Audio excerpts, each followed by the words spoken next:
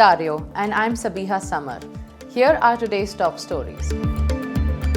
Russia plans to construct up to 6 mini nuclear reactors in Uzbekistan with a total capacity of 330 megawatts. The project, using RITM-200N design, will form Central Asia's first nuclear power facility in Kazakh.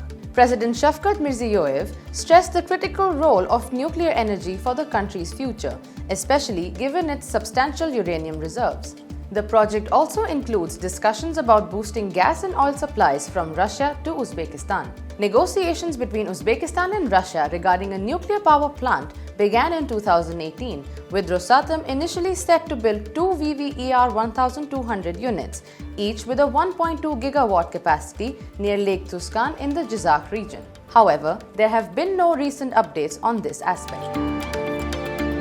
Uzbekistan has secured a $100 million concessional loan from the World Bank to implement the innovative social protection system for inclusion of vulnerable people, or INSON Project. The initiative aims to improve the accessibility and quality of social services for the country's most vulnerable groups. Supported by an additional $2 million grant from the Early Learning Partnership, the project will focus on community-level social services, particularly benefiting vulnerable children's development and well-being. World Bank Country Manager Marco Mantovanelli praised the government's proactive stance, highlighting that the project will expand access to on-demand social services across the nation. Key outcomes include the establishment of over 50 community-based social service centers, improving services for over 50,000 vulnerable individuals, and enhancing the National Social Protection Agency's capacity. The Surkhandarya region of Uzbekistan has significantly increased its exports to the Republic of Tatarstan in Russia, reaching over $20 million over the past 4 months. This marks a substantial rise from over $5 million in the previous year.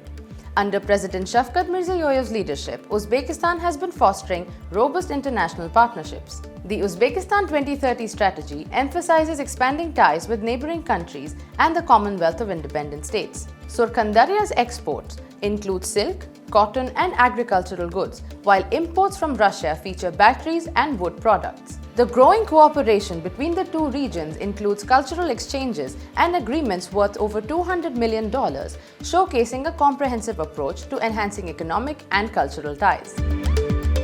Saudi Arabia's DataVolt has committed to constructing urban infrastructure worth $1 billion in Uzbekistan, as announced at the 3rd Tashkent International Investment Forum.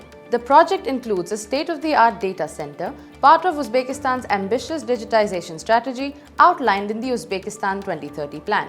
The initiative aims to elevate Uzbekistan into the top 30 countries in the UN e-government ranking, boost IT service exports to $5 billion by 2030, and create 300,000 high-income IT jobs. The first phase involves a $150 million data center in Tashkent's IT park, with further expansions planned. The data center project, funded entirely by foreign direct investment, aims to attract major foreign IT companies, positioning Uzbekistan as a leader in sustainable digital infrastructure. Uzbekistan and Russia have signed agreements worth $20 billion following extensive negotiations between President Shavkat Mirziyoyev and President Vladimir Putin. The agreements cover a wide range of sectors, including industrial cooperation, healthcare, education, and nuclear power. Notable agreements include the construction of a nuclear power plant, joint film production, and the establishment of educational institutions. These agreements are part of a broader strategy to enhance bilateral cooperation and achieve a $30 billion trade volume target in the near future.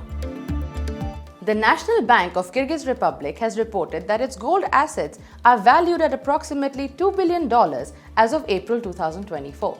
This marks an increase of over $480 million since the start of the year. The bank's non-monetary gold and reserves have also grown, contributing to a record high in the country's gross international reserves. These reserves are utilized to stabilize the foreign exchange market, with significant interventions conducted over the past year. The increase in reserves reflects Kyrgyzstan's strong economic management and strategic financial planning. Pipeline operators in Poland and Russia have reached an agreement ensuring the continued transit of Kazakh oil to Germany, resolving a dispute that threatened to halt deliveries.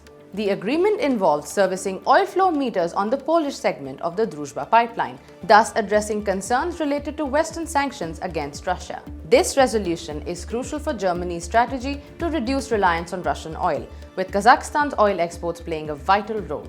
The Kazakh state oil company has extended its contract to supply to Schwedt refinery, reinforcing the commitment to stable energy supplies. That's all for today's news. Stay tuned for more updates.